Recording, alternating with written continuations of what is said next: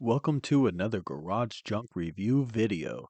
This is City Skylines 2, Episode 3. Let's pick up where we left off. If you pay too much attention to these things, the chirpers, like all their complaining. So there's some that you can ignore, but others are actually legit. So you really have to check and see. We are experiencing some problems with the water pressure. Okay, so then you have to find where in your city is there water issues. And then others are happy, and then others are complaining about the internet, but I've really just built everything you could possibly do to make the internet good. I've installed all the special buildings. They complain about the noise. It's like, yeah, well, then don't live in a city. I could have built, without realizing it, a loud manufacturing plant that has like high noise pollution, and it's just too close to a residential. Anyway, it's nighttime now, so it's not really a good time to show off the freeways. I custom named mine Drive City Loop 33. Like I said before, it's inspired by Sacramento's. They have the 80 loop, which is like in California, they have Interstate 80 going through Sacramento. It goes from Nevada. It goes obviously it's an interstate, so it goes through the whole country. The 80 from a California point of view, it comes in from Reno, Nevada, and it goes through Sacramento on its way to the Bay Area. In Sacramento, they have the Interstate 80 itself, which runs from east to west. Also, they have an 80 loop, which is more of an extension of 80 that loops around the whole city. And then each neighborhood and exit has access to the 80 loop, which loops around and puts them back on the 80. I thought that is a pretty genius infrastructure for a city to get people around instead of just building one freeway or multiple freeways. Because if I just had this one freeway coming into the main part of the city, originally they set you up with a 2-lane bridge. It's double. Originally, when you start off with Rochester, they give you a 2-lane bridge. It's in here. You go to freeways, highways, and then there's 2-lane, 3-lane, 4-lane, 5-lane. I've upgraded to 5-lane, and I've had to rebuild it, redo everything. If I was just to have this one freeway coming in to my city and then the rest was just normal roads connecting, that could work, but it would be like San Francisco where traffic just gets congested everywhere and there's no free flowing traffic to go quickly through the city. So I liked Sacramento's real system where they have a loop, because now look, I have this interchange junction here where connecting ramps lead traffic this way if they want to go that to that part of the city. For the most part, I have it set up to where you can get onto the loop and then the loop goes all the way around. Boom. It even connects to another bridge, another freeway that offloads. A lot of the traffic was getting congested here in the beginning. And then when they start you off here, this is also all 2 lanes. So I had to upgrade this and change it. I had to make it better, make it fit. They have pre-made freeway intersections that you can use, but they're all 2 lanes. You gotta upgrade them to more lanes or just build them yourself. You can build your own freeway intersections. You don't have to use the pre-made ones. So I've built a lot of them just custom, my own. They're not always pretty. They're not the greatest. If you use 90-degree angles and know how to kind of, when you make a freeway, you use the curves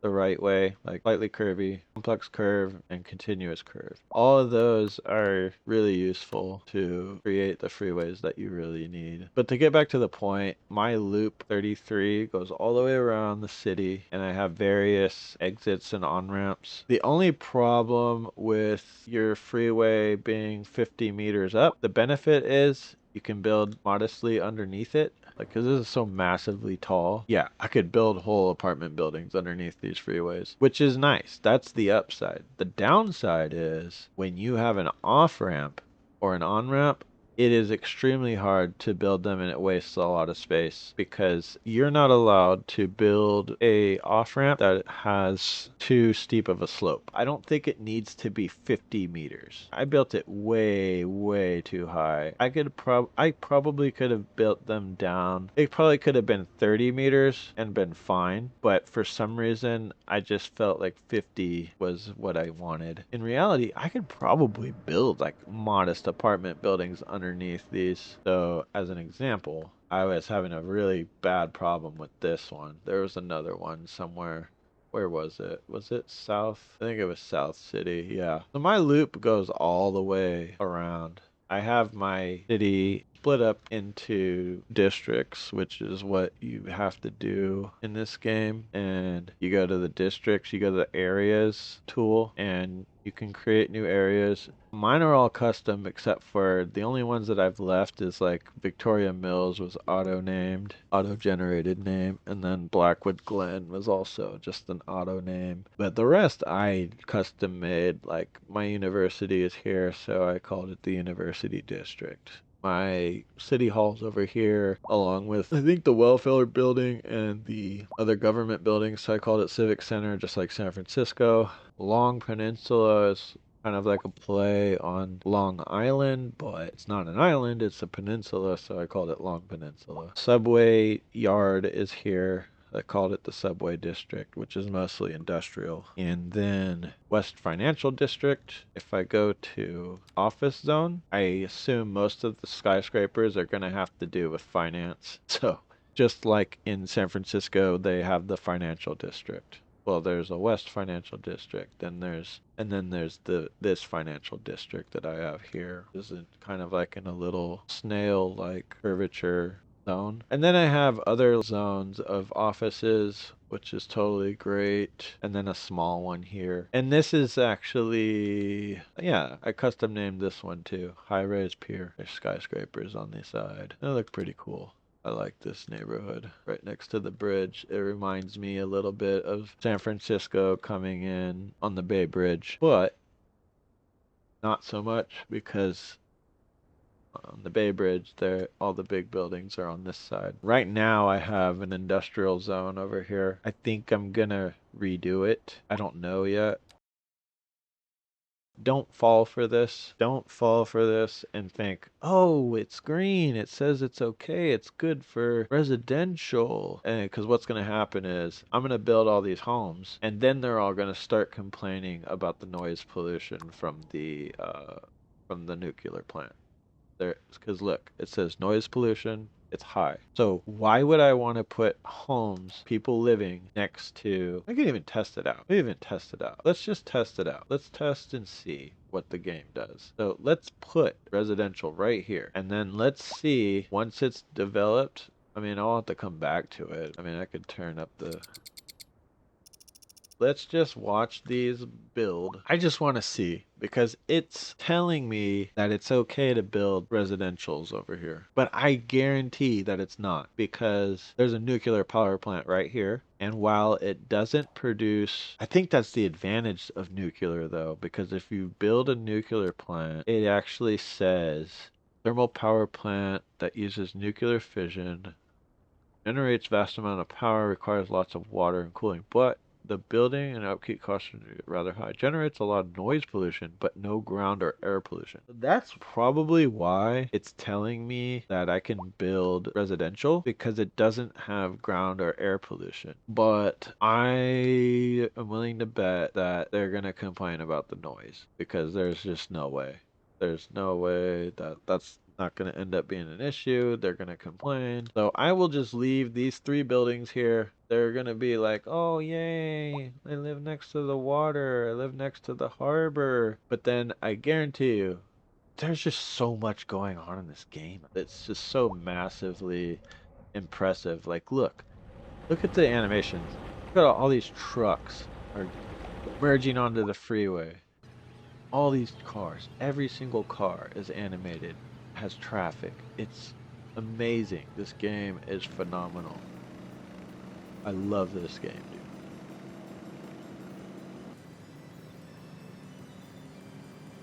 I'm going on I've got 500,000 people going on 600,000.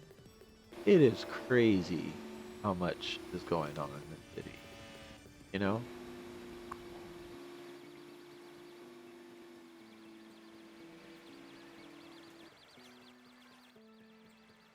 Oh my God. This is another thing.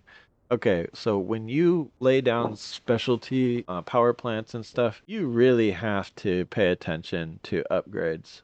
Any building, like pay attention to the upgrades because there's these 3 upgrades that I didn't even know. I have a geothermal plant. Great. When you go to the geothermal plant, it shows you where the water deposits are in the ground. And those are suitable places to put a geothermal plant. So like I can put it over here, I could put it over here, I could put it over here, but I can't put it here. There's no groundwater. This was a good place on this part of the city, but what I didn't know at the time, I didn't know it had upgrades. And so look, additional turbine increases power output. Not that I need it, but hey, I'm gonna build it. High voltage substation allows for a new power line to be built from the plant. Yeah, why not? Because, so here's another thing. When I lay down buildings, I try not to block off a continuation of a street, a potential street. So like I could put something here. I could put it here, but then now it's blocking the continuation of Concord Lane if I wanted Concord Lane to continue. In this case, I don't care if Concord Lane continues. I actually don't want it to continue because I don't need that small road continuing, because I'm going to build more buildings. So I'm just going to place it there. Fine. And what it can do is connect to more power. And you go to the power grid. This was the hardest part for me when I first started building. Is building power grids and building the power infrastructure. I was so confused. I didn't know why certain things weren't connecting. I didn't get it at first. I was pretty much on my own. I didn't do the tutorials. I thought I had it all figured out. Turns out probably watching the tutorials would be a lot better than learning the hard way like I did. I just started building. They have the powers, right? And if you're at 0 meters, you're like at ground level. So you could either build the power lines, and then connect them directly to the building, or you can not do that and you can go 10 meters underground and build a separate power line that's not obstructing anything. And I don't even know why there's the above ground power line option, because why would you ever want to use that when you can just do this? Like, this is just so far superior to go underground. The only thing with underground is make sure it doesn't obstruct your subway lines, make sure it doesn't cross paths with your other underground infrastructure. So this game is so detailed and realistic. It's kind of mind-boggling to me, actually, that they put so much effort into this. So that the fact that the game is $80 at first seems kind of like, whoa, that's expensive. But when you think about it, man, this game could probably be like $150 and I'd still buy it. And I actually will buy it eventually. But right now I have the Xbox Game Pass and there's no reason to not just play this version right now. The $80 version like unlocks the whole San Francisco package and like all these other perks. So I don't even know what all the extra stuff is. Right now, me connecting that line, I don't even know if that's even transferring electricity, because look, it shows you when the electricity is transferring here. I don't know what the deal is with this line. Oh, because it's not going anywhere. That's another problem with moving buildings around, is this used to connect to something, now it's just not connected to anything. We need this to go somewhere. So what can we do? The dead end line over here. Maybe we should just connect these 2 lines. So that's what I'm going to do. I think, let's do this. Let's temporarily connect these here to here. See what that does. Oh, that didn't even connect. That's part of the problem too. If you have different depths of, so when you bulldoze, you gotta go to the underground. Okay. Now we gotta figure out why this didn't connect. And it's probably because one is deeper than the other. If I say that it's at 10 meters, there. I think that connects. That'll connect. There we go. Connected. But will the power start flowing? I would guess no. That's what the frustrating thing is you don't know what the issue is, why the power isn't flowing. It's already going to a battery station, so that's good. Or no, a transformer station. Sometimes it gets superfluous where you don't need it to flow anyway. It's useless. So here's another example of power that's just not. I think what I'm going to do is it's kind of smart to route your power lines along streets because like in reality, streets have manholes that go underneath, and that's where construction workers are basically working, digging up the street or going underneath to the power lines or the water lines, and that's kind of realistic there. You know, I'm gonna have this run up to Hickory Street and then out about this street and then up. Oh, well, maybe that's why it's not flowing, because we have an overabundance of electricity, so we just don't need all of what I have. Because I've just built way too many. And this is dumb because that power line is just this is a pointless line. Why is it coming over here? There's just no. Oh, I remember. Because once upon a time, because I had this fire station, and that's a fire tower that, you know, looks out for fires and they send helicopters out. And I think originally I tried to have power coming to it with this, and that's why I built that out. But it turns out that I don't need to have that power line there, so I can delete, delete, delete. Pointless power line here. Going nowhere. Not connected to anything. This is pointless. Why is this here? Oh, that is a transformer station. But the power's not even going. See, it's not even running. Is it running? Oh, it is running. Good. So maybe if I connect these, it would actually be worth having. So what I'll do, I'll connect this street. I'll connect it over this street and then up Aspen. Boom. And let's see if power flows. And it really doesn't need to, because where is it going to go? It just loops around. The power isn't actually going anywhere. Unless I do this. So this is the one thing that you can do to route power to the street. That's the transformer center, or what do they call it? What is it called? Yeah, it's a transformer station. So these are like the things you see on the side of the road in an industrial area.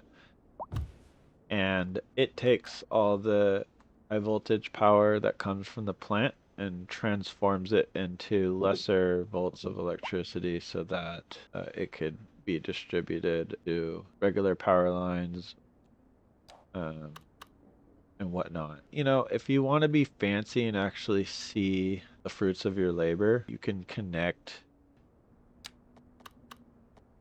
You could directly connect it, which works totally fine, or you can have it go to you can make a power line. Oh, it's going to it anyway. So I just built that for nothing. So, because what I was gonna do is go up to 0 meters, build the actual power line, and then connect it. Oh shoot, it's facing the wrong way. Whatever. It doesn't matter. Just, you don't even need to have it. You can just get rid of that. I was just trying to show that you can connect. You can see, it wants to automatically connect to the, but I'm kind of not wanting to connect it yet because I want to build power and then connect the line. There we go. See, that's what I wanted to do. Build the power and then connect the line. Boom. Now that that's connected, it just connected to the street. You see that? Now there's actually something going on. But it doesn't have to be this above ground. It could connect underneath and no one would be the wiser. Let's say I wanted to build a building here, right? I can't. See how it prevented me from building right here. This whole zone is obstructed by infrastructure. But it's like there's ways to have power connected. I don't need all this. This is unnecessary just to have power connected to this transformer, connected to the street. I don't need to have it like that. And so when you're building your electricity, you want to be smart and try to do underground as much as possible. So I'm going to delete the tower and I'm going to go to 0 meters. I'm going to go to above ground bulldozing. Delete that. No need to be careful when you're using the bulldozer because you might accidentally delete an object that you don't want to. It usually has you confirm, like, do you want to bulldoze this? No.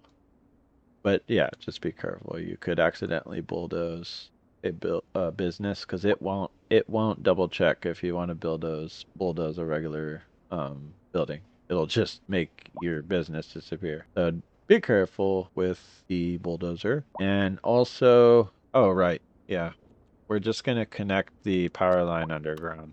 So instead of this line, I'm gonna bulldoze it, go back underground, and then I'll just do what it wanted to do in the first place. It just wanted to connect directly. Boom. See? Same thing. Same result. But the difference is now I can build, see how it routes the electricity. So the difference is now the electricity is connected to the road. Now it's flowing.